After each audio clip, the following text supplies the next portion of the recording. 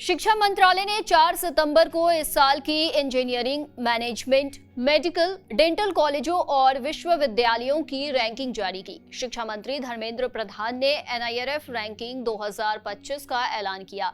इस बार भी ओवरऑल और इंजीनियरिंग कैटेगरी में आईआईटी मद्रास पहले स्थान पर है। वहीं आईआईएम अहमदाबाद मैनेजमेंट संस्थानों की सूची में टॉप पर है।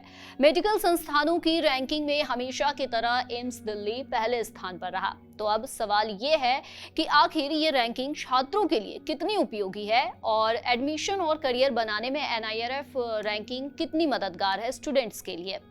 एनआईआरएफ रैंकिंग दरअसल कॉलेजों और यूनिवर्सिटीज के शिक्षण स्तर, faculty, research quality, infrastructure, placement और इनोवेशन जैसे पैमानों पर आधारित होती है।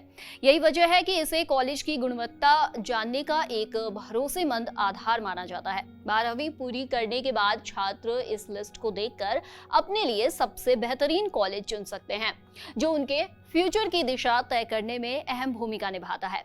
एनआईआरएफ रैंकिंग के जरिए स्टूडेंट्स ये समझ पाते हैं कि किस यूनिवर्सिटी में बेहतर फैकल्टी है, किन संस्थानों में मॉडर्न लेबोरेटरीज और इंडस्ट्री से मजबूत कनेक्शन मौजूद है।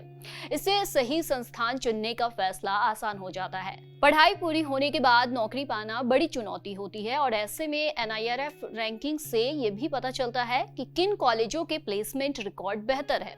जो कॉलेज और यूनिवर्सिटीज टॉप 10 में शामिल होते हैं वो आमतौर पर शानदार प्लेसमेंट, बेहतरीन रिसर्च सुविधाएं, एक्सपर्ट फैकल्टी और अत्याधुनिक लैब उपलब्ध कराते हैं। इन संस्थानों में एडमिशन लेने वाले छात्रों को करियर के लिहाज से आगे बढ़ने का अच्छा मौका मिलता है। इसके साथ ही इन कॉलेजों को देश और विदेश में पहचान मिलती है और कई विदेशी छात्र भी यहाँ पढ़ने आते हैं। वहीं एनआईआरएफ लिस्ट में शामिल प्रमुख संस्थानों में छात्रों को अलग अलग श्रेणियों में स्कॉलरशिप भी दी जाती है, जो आर्थिक रूप से कमजोर स्टूडेंट्स के लिए बेहद उपयोगी होती है। साथ ही रिजर्व्ड कैटेगरी के छात्रों को भी स्कॉलरशिप का लाभ मिलता है। एनआईआरएफ रैंकिंग में शामिल कॉलेजों में और भी कई तरह की सुविधाएं स्टूडेंट्स को दी जाती हैं।